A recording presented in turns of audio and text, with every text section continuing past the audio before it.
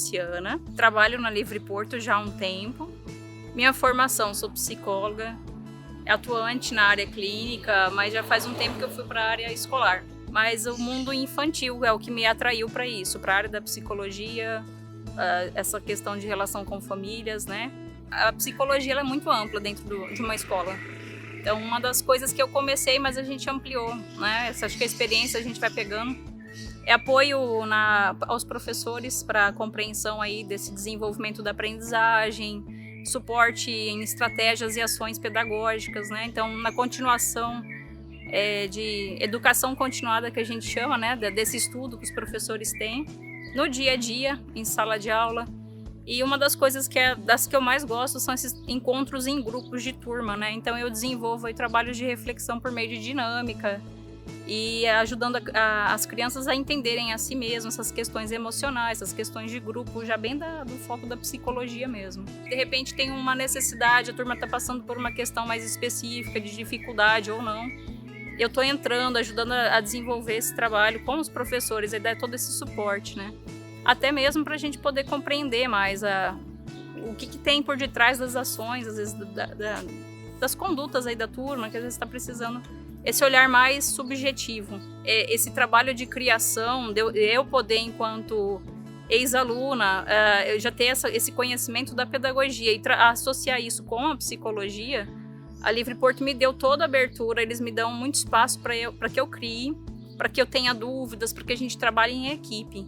Então, hoje eu sei que isso é um trabalho próprio da Livre Porto, mas a pedagogia também dá espaço para isso, né? No começo eu já entrei de uma forma mais, assim, lúdica, um pouco mais tímida, mas quando a gente conseguiu ver que, de repente, uma turma que era resistente a uma atividade, a uma certa aula, trazendo um feedback, refletindo sobre isso e mudando a conduta em relação à pedagogia, ao trato com os professores, trazendo muitas vezes solução do que os professores não entendiam, do que estava por detrás, se tornou muito assim gratificante. Eles gostam muito dessa aula, a gente fala, é uma aula de reflexão, de dinâmica, e ali a gente consegue sondar o perfil a identidade de cada grupo.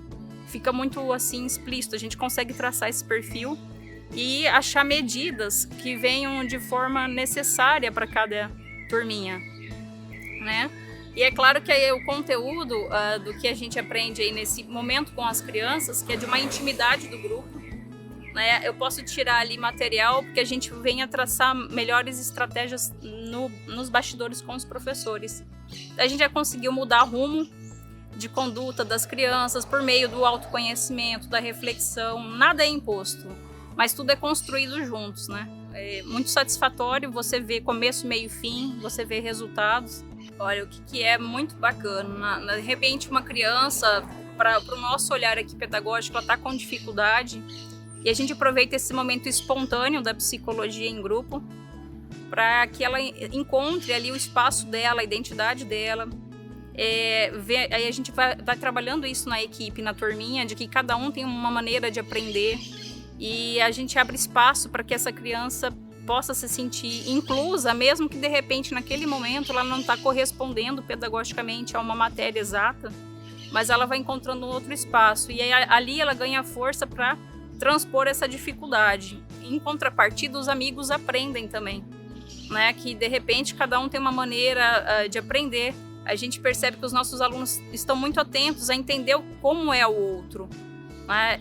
E é interessante que de repente esse aluno, que no momento se mostra um pouquinho mais não apropriado ainda desse talento pedagógico, ele desenvolva lá na frente essa vontade de estudar, e aí a gente vê o sucesso aí nesse colegial com as crianças, entendeu?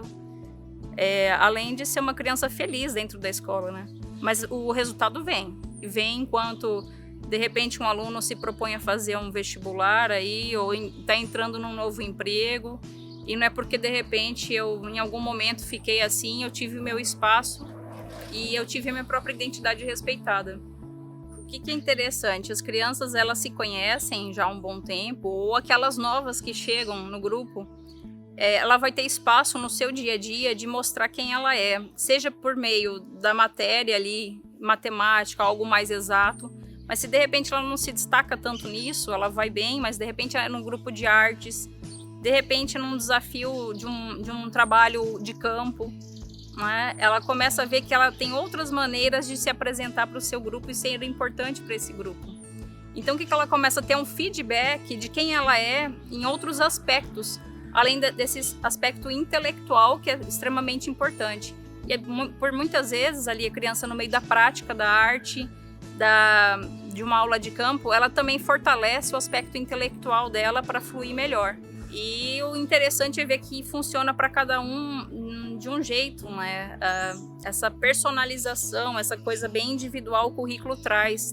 Ele é aplicado no coletivo, mas ele vai trazer uma individualização. Cada um vai entender de uma forma. E é legal, assim, na área profissional, você fora da escola, escutar, assim, um colega muito diferente. Aí os professores que estão dando aula para esse colega dentro de uma faculdade... é da Livre Porto, veio daqui, veio dali, então alguma diferença tem, e eu acho que merecia um olhar mais aprofundado, assim, de maior curiosidade aí nesse campo de pesquisa. Eu acredito que cada vez mais a sociedade vem entendendo, por meio da neurociência, das novas pesquisas, que um ser humano capaz de aprender e apreender, ele está cada vez mais ali desenvolvendo múltiplas capacidades, múltiplas inteligências, né? De repente, uma pessoa, para se sair muito bem na oratória, ela fez teatro. Ela teve essa experiência de teatro, além da literatura, do português que ela desenvolveu. Então, já é um pouco passado a gente acreditar que para a gente ir muito bem numa matéria, a gente tem que sofrer muito, ralando, ser um estudo sofrido. O estudo ele pode ter muita qualidade, mas com prazer, até acredito, né, que a gente vem comprovando que quando você aprende com afeto, esse aprendizado não é esquecido, né? Então, de repente, você às vezes não é tão bom numa matéria quando ela é aplicada de uma forma, mas se de repente ela te mostra, tipo, eu vou te dar exemplo da matemática. Eu aprendo a matemática em sala de aula e de repente no nono ano eu vou fazer agrimensura e trabalhar o terreno e topografia, eu vou ver essa matemática de uma outra forma. Então, de repente, eu tô usando capacidades, né, neurológicas minhas, assim, de amplidão, de exercício cerebral mesmo, né, para estar aprendendo aquilo que é necessário, que de uma outra forma, num sistema talvez tradicional, seria dado de um único jeito, né? Então, como é que fica essa questão de pressão para vestibular, né, para Enem, para um aluno que é de terceiro ano, que a gente chama hoje de 12º, para estar fazendo esse colegial, de repente passar de uma forma tranquila? Eu acredito que é justamente isso. As matérias elas vão trabalhar capacidades diferentes, onde traz uma harmonia para o seu corpo, para esse mental, emocional, né? E essa aplicabilidade ali de eu estar sentindo, fazendo e entendendo. Isso me traz saúde. Trazendo saúde, eu vou melhor na prova que eu tenho que realizar. No resultado dos alunos, eles passam direto no vestibular. A gente vê assim alunos que por vezes levaram a escola numa boa, foram atenciosos, estudiosos, mas não fizeram um curso de colegial sofrido. Foi um curso prazeroso, com muito conteúdo, responsabilidade, mas assim, aproveitando a idade que tem. Eu tenho 15 anos, eu tenho que aproveitar a idade que eu tenho, mas eu também não deixo de ser responsável. E ele passa em 3, 4 faculdades, ele entra direto, e isso não é um caso, são vários, né?